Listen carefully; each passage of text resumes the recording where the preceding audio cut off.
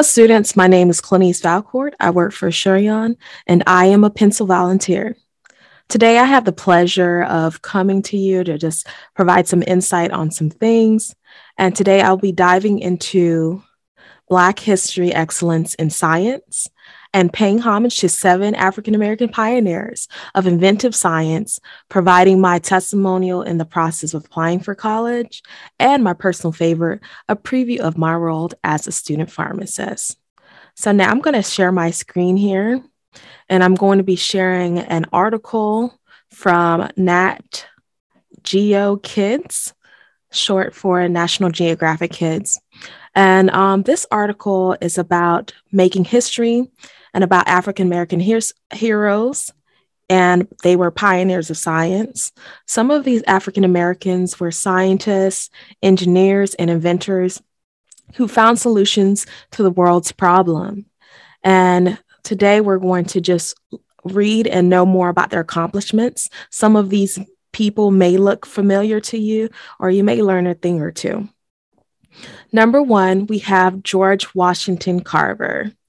And this is George Washington Carver here. George Washington Carver is best known for his discovery of the uses for peanuts. So he actually developed products such as soap, face powder, shampoos, and adhesives from peanut butter. That's pretty cool.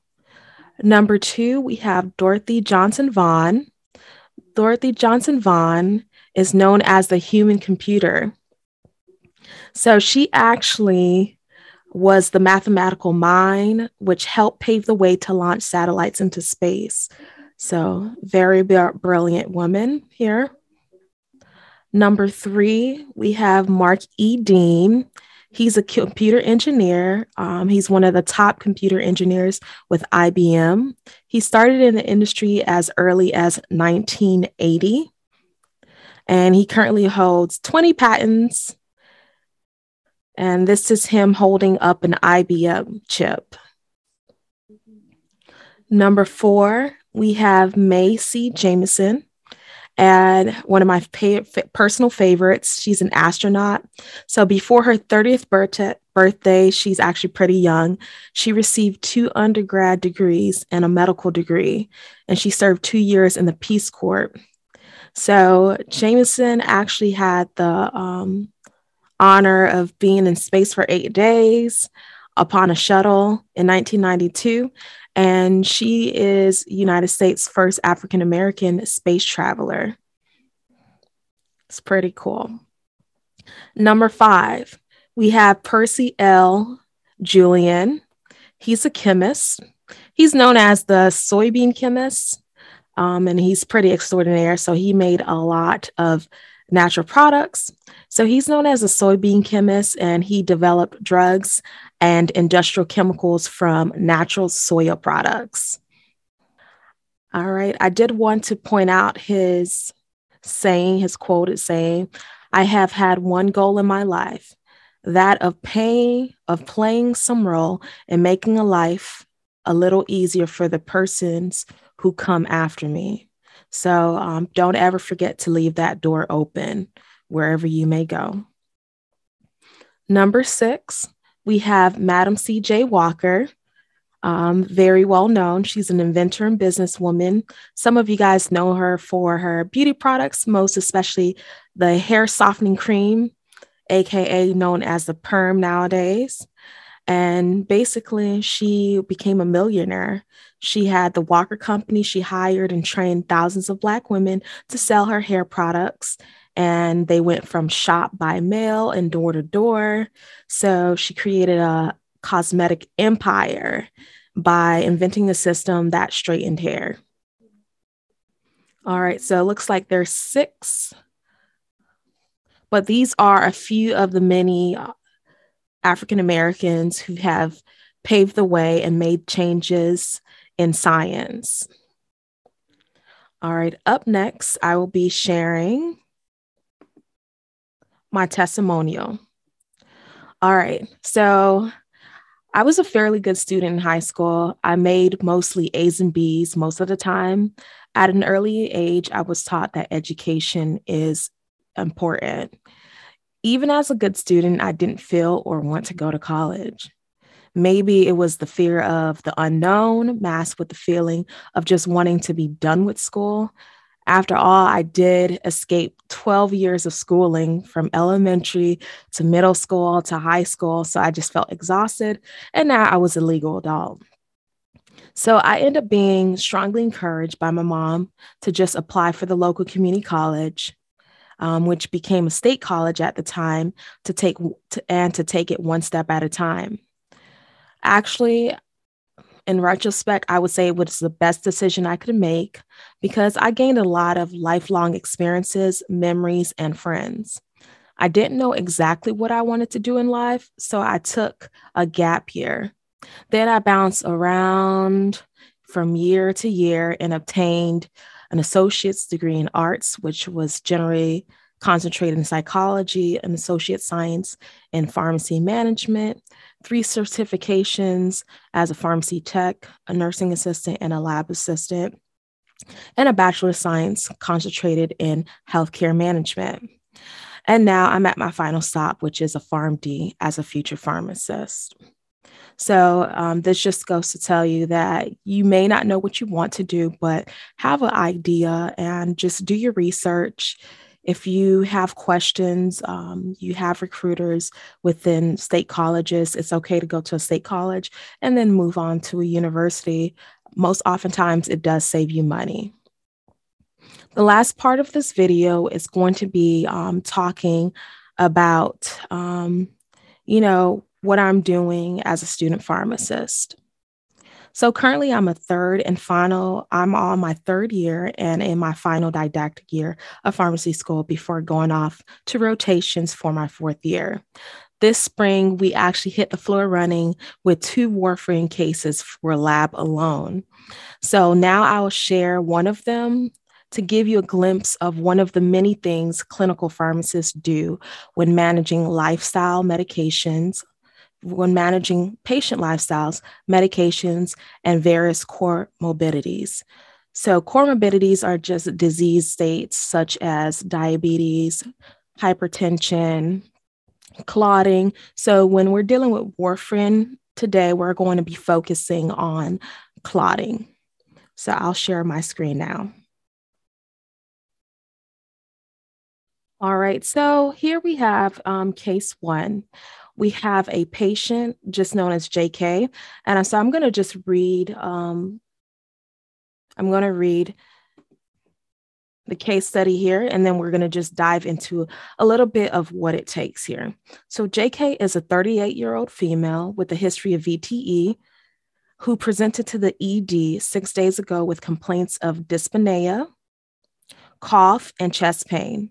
Doppler imaging, chest x-rays, and VQ scans are completed and confirm a diagnosis of saddle pulmonary embolism and extensive deep vein thrombosis of the right common femoral vein extending to the popliteal vein. Enoxaparin is initiated in the ED, and she was admitted. A hypercoagulable lab panel was ordered and revealed thrombin G20-210A gene mutation, and a decision was made to initiate warfarin instead of a DOAC for VTE treatment. On day 3, she is discharged on enoxaparin and warfarin with an INR of 1.2. She is told to follow up with her PCP, which is her primary care provider, within 3 days for anticoagulation management. At her follow-up, you use the coag-u-check meter to measure her INR, and it's 1.3. So JK's current medications are enoxaparin, 80 milligrams every 12 hours, started January 8th. Warfarin, 5 milligrams daily, started January 10th. Lisinopril, 20 milligrams daily. Sertraline Zyrtec, 10 milligrams every time at bedtime. So she's taking 10 milligrams at bedtime. Naproxen, 500 milligrams twice daily. So When we're in a clinical setting, we're going to ask these questions to ourselves. It's not going to be structured as you see here in an assignment-based thing. But what you can see here is that the goal is to, just assess what's going on with the patient, to view their current medications and figure out what needs to be done. So the first question posed to us is, what is her goal INR? So INR goal is 2 to 3. So if a patient has a history of deep vein thrombosis, so just think of these just as clots that are too big, that go into body vessels, and they can actually cause blocks of blood flow. So that long term can lead to lack of blood supply to certain areas of your body. So the goal is 2 to 3. She's currently at 1.3, as you can see here. So she's actually undercoagulated, and that basically just means that she is more likely to clot or continue clotting because the medication is not getting her to the 2 to 3 range, which means that her clots are less clottable, if that makes sense. So the recommendation for warfarin dosing, initially, we're going to try putting her on 5 milligrams daily for 3 days, and we're going to test it out to see, if she's sensitive to it. So that means like if it's working, but then what happens if in 3 days, let's say it's found to be 1.3, as it mentioned before, we use a source called Lexicomp. There's many other ones such as Facts and Comparisons, but Lexicomp says that when dosing, and we also use a dosing nonogram, so the new standard dose should be 10 milligrams. And then we're going to put her on 10 milligrams for the next 2 to 3 days, and then remonitor her INR labs to see if it falls between that 2 to 3 range. So once we get the patient stable within that 2 to 3 range, we then will check for the INR every 1 to 2 times per week for the next 2 to 4 weeks. So once it's normal for a pretty long time, we're just going to keep her on a maintenance dose, whether it be 10 milligrams, and then we're just going to monitor then every 4 to 6 weeks. So as I mentioned before, we're just going to repeat after the change to 10 milligrams. We're going to just monitor her for 2 to 3 days. So the question I also asked is, will you continue enoxaparin as well? If so, when will you discontinue it? So per Lexicomp, we always want to make clinical judgments. We just don't want to think out of thin air. So Lexicomp is a great tool management that doctors and pharmacists use all the time. So here we go. So my answer is yes, we would want to continue the patient under the patient JK, because she's actually under coagulated because her current INR is 1.3. So it is also said that we have to have what's bridge therapy. And bridge therapy is basically keeping the medications together. So the medications we're keeping together right now is enoxaparin and warfarin. She's going to be taking it at the same time for a minimum of 5 days. However, there is a caveat that when you combine these two medications, you can discontinue it once the INR is between goal, which is 2 to 3, so that we avoid the risk of bleeding. Because if your INR is, let's say, 3.2 or 4 higher than the 3, so what happens is there's bleeding. If it's lower than 2, what happens is that your body is still forming those clots, which are leading to VTE, which are leading to DVT. So in this case, we just want to make sure that we're not causing harm to the patient. Okay. All right. So another question asked, and the last question asked, is what's the total duration of VTE treatment for this patient? Some of you guys may have realized this if you have a science mind. If not, that's okay. it's all a learning process. I did not learn this in one day, but if we look over here, one key thing that we learned from this patient is that when the lab panels came back, it reveals that there was a prothrombin gene mutation. Okay, so what is the total duration of VTE treatment for this patient? So with warfarin being used and low molecular or unfractionated heparin must be administered together, basically for the 5 days. So that low molecular would be the enoxaparin we talked about earlier until the INR becomes normalized. And the INR stands for International Normalized Ratio.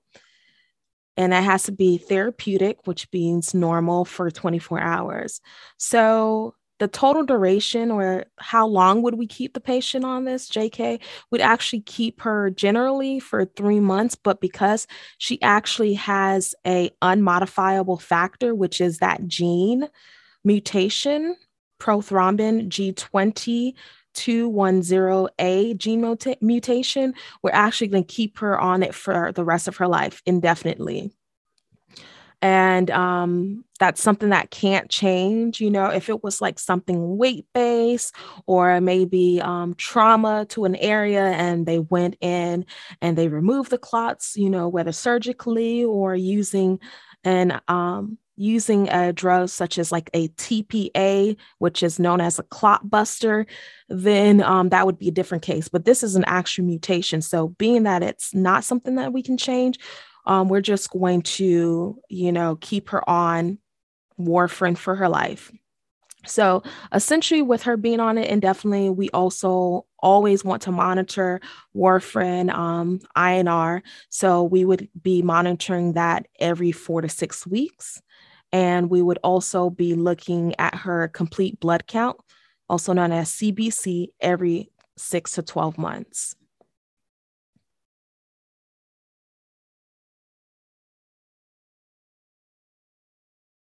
All right, so that concludes my little segment for Black history and a little bit about pioneers of Black history, my testimony, and just a few things that I have to look for as a clinical pharmacist to be.